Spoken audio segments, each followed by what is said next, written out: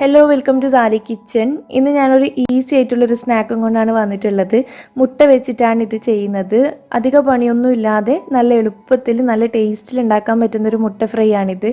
ഇപ്പോൾ നോമ്പ് ലാസ്റ്റൊക്കെ ആയതുകൊണ്ട് സ്നാക്സൊക്കെ ഉണ്ടാക്കാൻ നല്ല മടി വന്നിട്ടുണ്ടാവും. അപ്പോൾ അങ്ങനെയുള്ള സമയത്തൊക്കെ ചെയ്യാൻ പറ്റുന്ന നല്ലൊരു സ്നാക്കാണ്. ഇനിയിപ്പോൾ നോമ്പ് കഴിഞ്ഞാൽ നമുക്ക് 4 മണി പലഹാരമായിട്ടൊക്കെ പെട്ടെന്ന് ചെയ്തെടുക്കാം. അപ്പോൾ ഇതെങ്ങനെയാണ് റെഡിയാക്കി എടുക്കാൻ നോക്കാം. ഇന്ന് ഞാൻ അങ്ങനെ വീഡിയോ ഇടണമെന്ന് വിചാരിച്ചതല്ല, പക്ഷേ നമ്മൾ ഗിവ് അവേ ലാസ്റ്റായി. റമദാൻ ലാസ്റ്റ് വരെയാണ് ഞാൻ പറഞ്ഞ സമയം. അപ്പോൾ അതിൻ്റെ ഡീറ്റെയിൽസും കൂടി ഈ ഒരു വീഡിയോയിൽ പറയാമെന്ന് വിചാരിച്ചിട്ടാണ് ഇന്നത്തെ ഈ ഒരു വീഡിയോ. അപ്പോൾ എങ്ങനെയാണ് ഇത് റെഡിയാക്കി എടുക്കാൻ നോക്കാം. വീഡിയോൻ്റെ ഇടയിൽ ഞാൻ പറയാം. അപ്പോൾ ചാനൽ ഇതുവരെ സബ്സ്ക്രൈബ് ചെയ്യാത്തവരാണെങ്കിൽ ഒന്ന് സബ്സ്ക്രൈബ് ചെയ്തിട്ട് സപ്പോർട്ട് ചെയ്യണം. വീഡിയോ ഇഷ്ടപ്പെടുകയാണെങ്കിൽ ലൈക്ക് ചെയ്യാനും അതുപോലെ ഷെയർ ചെയ്യാനും മറക്കരുത്. അപ്പോൾ ആദ്യം തന്നെ ഇതുപോലത്തെ ഒരു ഇഡ്ഡലി തട്ട് എടുത്തിട്ടുണ്ട്.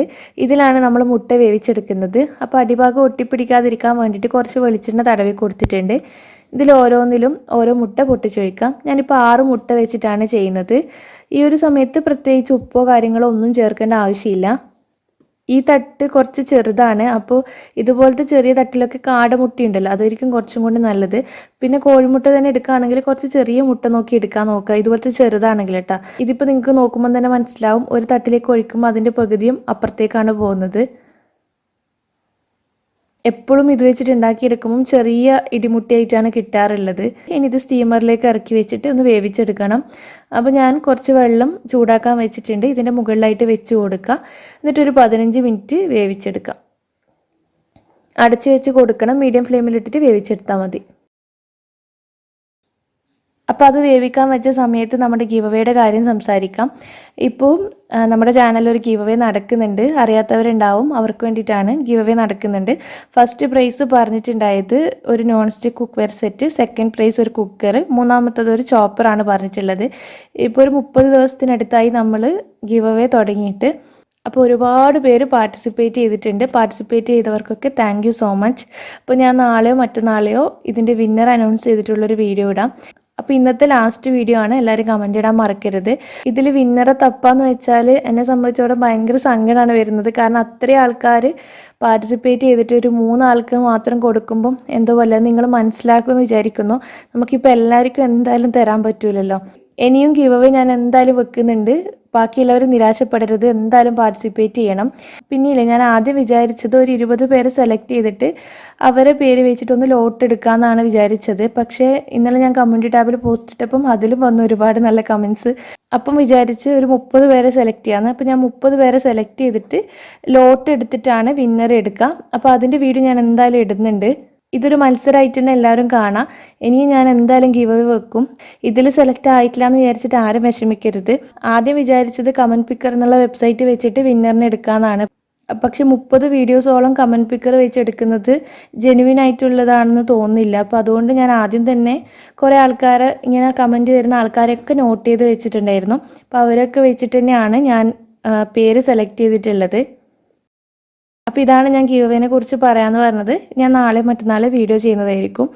അപ്പോൾ ഈ സമയത്ത് നമ്മുടെ മുട്ട വെന്ത് വന്നിട്ടുണ്ട്. അതൊരു സ്പൂൺ വെച്ചിട്ട് ഇതുപോലെ ഇളക്കിയെടുക്കുക. തണുത്ത് കഴിഞ്ഞാൽ നമുക്ക് ഈസി ആയിട്ട് ഇതുപോലെ ഇളക്കിയെടുക്കാൻ പറ്റും. അപ്പോൾ ഇതുപോലെ തന്നെ എല്ലാം എടുത്ത് മാറ്റാം. പിന്നെ അതിനുശേഷം ഫ്രൈ ചെയ്യാൻ വേണ്ടിയിട്ട് ഒരു 3 ടീസ്പൂണോളം മുളക് പൊടി, കുറച്ച് 1 ടീസ്പൂണോളം മഞ്ഞൾപ്പൊടി ഉണ്ട്, 2 നുള്ളി ഗരം മസാല ഇട്ടിട്ടുണ്ട്. അതുപോലെ തന്നെ 1/4 ടീസ്പൂണോളം കുരുമുളക് പൊടിയും ആവശ്യത്തിനുള്ള ഉപ്പും കൂടി മിക്സ് ചെയ്തെടുത്ത പൊടിയാണ്. ഇതിലേക്ക് ആവശ്യത്തിനുള്ള വെള്ളം ചേർത്തിട്ട് നമുക്ക് മീൻ പൊരിക്കുമ്പോൾ ഒക്കെ കലക്കിയെടുക്കുന്നത് പോലെ ഒന്ന് കലക്കിയെടുക്കണം. ഒരുപാട് വെള്ളം ഒഴിച്ചിട്ട് ലൂസാക്കണ്ട. നമുക്ക് ആ ഒരു മുട്ട കവർ ചെയ്യാൻ പറ്റണം. അപ്പോൾ ഇതും റെഡി ആയി കഴിഞ്ഞ് കഴിഞ്ഞാൽ ഫ്രൈ ചെയ്തെടുക്കുകയേ വേണ്ടു. ഒരു ഫ്രൈ പാനിൽ കുറച്ച് വെളിച്ചെണ്ണ ഒഴിച്ചിട്ടൊന്ന് ചൂടാക്കി എടുത്തിട്ടുണ്ട്. ആദ്യം കുറച്ച് കറിവേപ്പില ഇട്ടിട്ട് ഒന്ന് ഫ്രൈ ചെയ്യാം. അതിനുശേഷം ഉണ്ടാക്കി വെച്ച ആ ഒരു മുളകിൻ്റെ മിക്സിലേക്ക് ഓരോ മുട്ടയും ഡിപ്പ് ചെയ്തിട്ട് എണ്ണയിലേക്ക് ഇട്ട് കൊടുക്കാം. ഈ സമയത്ത് നല്ല ഒരു സ്മെല്ലൊക്കെ വരും. ഫിഷ് ഫ്രൈ ഒക്കെ ചെയ്യുന്ന അതേ ഒരു സ്മെല്ലൊക്കെ വന്നിട്ടുണ്ടാവും.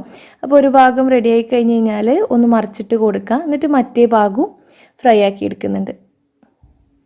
അപ്പോൾ ആ ഒരു മുളകൊക്കെ നന്നായിട്ട് മൊരിഞ്ഞിട്ട് നല്ലപോലെ ഫ്രൈ ആയി വരണം. മുളകിൻ്റെ ആ ഒരു പച്ചക്കുത്തൊന്നും ഉണ്ടാവരുത്. അപ്പോൾ ഇത്രയേ ഉള്ളൂ. നല്ല സിമ്പിളായിട്ട് ചെയ്യാൻ പറ്റുന്ന സ്നാക്കാണിത്. ഇന്ന് റമദാൻ 30, നാളെ ഇൻഷാ അല്ലാ പെരുന്നാളാണ്. സാധാരണ പോലെ നമുക്ക് ഒരു പെരുന്നാളിൻ്റെ ഉത്സാഹം ഇപ്രാവശ്യം പെരുന്നാളിനോ റമദാനിലോ ഒന്നും ഉണ്ടായിട്ടില്ല. കാരണം എല്ലാവർക്കും അറിയാലോ, നമ്മളിപ്പോൾ ഒരു കൊറോണ വൈറസ് ആ ഒരു സിറ്റുവേഷനിലൂടെ കടന്നു പോവുകയാണ്. ഇത് എത്രയും പെട്ടെന്ന് ശരിയാവും നമുക്ക് വിശ്വസിക്കാം. എല്ലാവരും വീട്ടിൽ തന്നെ ഇരുന്നിട്ട് സേഫായിട്ട് പെരുന്നാൾ ആഘോഷിക്കുക. എൻ്റെ ഫാമിലിൻ്റെയും വക എല്ലാവർക്കും ഈദ് മുബാറക്. താങ്ക്